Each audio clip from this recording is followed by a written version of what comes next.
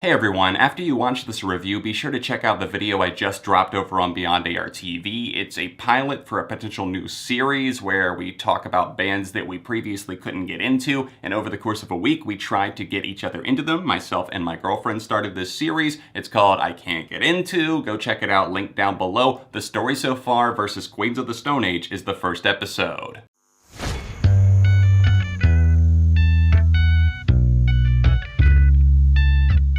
What's up everyone, welcome back to ARTV. My name is John, and today I'm going to be reviewing the fourth studio album by the pop-punk band The Story So Far. This one is titled Proper Dose.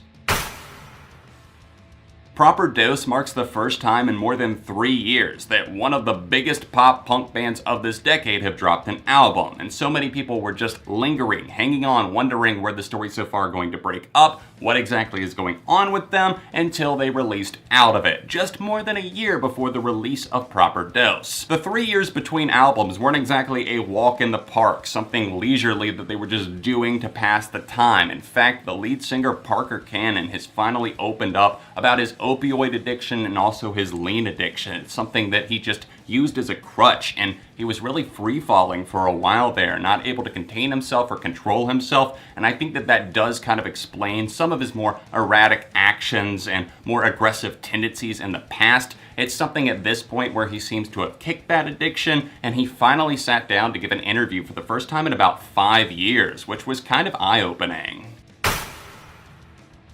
Proper Dose as a whole feels a lot more positive, with one lyric in particular from the song Upside Down kind of striking me as the summation for this album and what it's all about at its core. It's all love now, Cannon sings, seemingly letting go of the bitterness, the jaded past that he's had, and the feelings towards past relationships, lovers, friendships, people who have fucked him over. There is definitely still some spite and anger in this album, and that's not going to be void here. I think a lot of people went into this thinking that it was going to be all laid back and kind of toned down, but that's really not the case. It's just that the band channels things in a different way, and I would say in a more positive light. I find this album much easier to listen to because it blends together several different things, from acoustic tendencies to a little bit more of an atmospheric and serene, calming edge to their staple cutting, heavier pop-punk music. It's just a nice culmination that comes out on Proper Dose.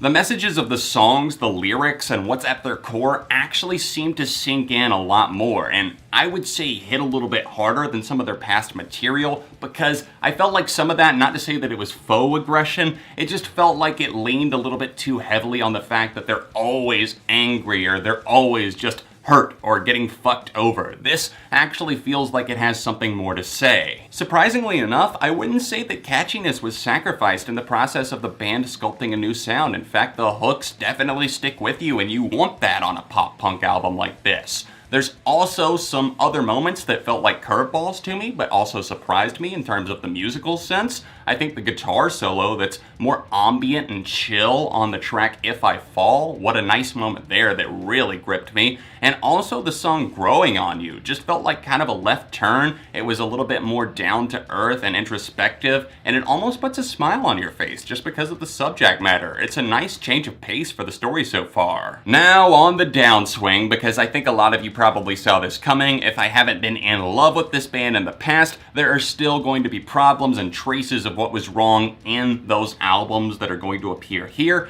and that does pop up. I think the lyrics are once again nothing too profound. Not that a lot of people are going to be expecting that, but still, I just don't feel like some of the songs are as well put together and pinned as they could have been, especially with the experiences that Cannon's had in the past few years. I also find his singing style to once again kind of be aggravating here and there. I think that overall it's not the harshness or the raspiness like it might have been in the past for me personally. It's more so just that up and down the scale kind of roller coaster type vibe that I think songs like Out of It kind of highlight. My appropriate opiate has me out of it, out of it. I still like that song overall, and I think the hook is grabby enough and I still sing along to it, but it's just an easy moment that I can point to and highlight for a lot of music fans that are going to understand exactly what I'm talking about.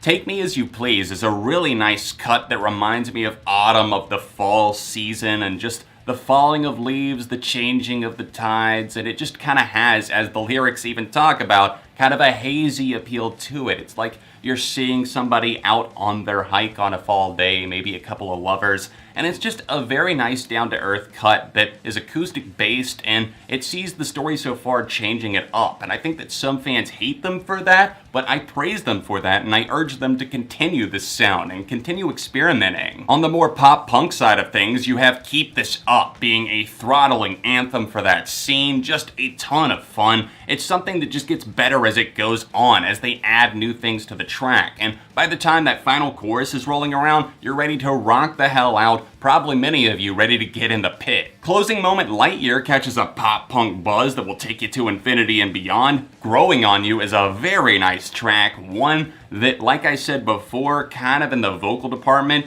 is a higher register, but a very different song for the band that I quite enjoy. And then we get to Need to Know, which is just a kick-ass track. Reminds me so much of the 2000s in terms of its guitar tone and just the vocal pattern that it follows. As I listen to this song more and more, this one is kind of the clear winner for me in terms of best songs on the record. The opening part of this record is very solid and promising. The middle section kind of drags a bit. I find myself going, that's a hit, that's a miss, but the final 4 songs on Proper Dose are pretty much all aces, with Need to Know, like I already highlighted, being the best in my opinion. And then right after that, we go into the bass-heavy interlude line, which is just really pretty, if I'm being honest. That's the best way to describe this song. Quickly turning back to the midsection of this record that I was pointing out, I feel like some of the tracks like Let It Go just do not push the album forward or advance their sound at all. In fact, I find Let It Go to be the most stagnant song here. Beyond some memorable drumming, I just feel like this song, beyond surface level at least, just kind of nosedives into forgettable song territory.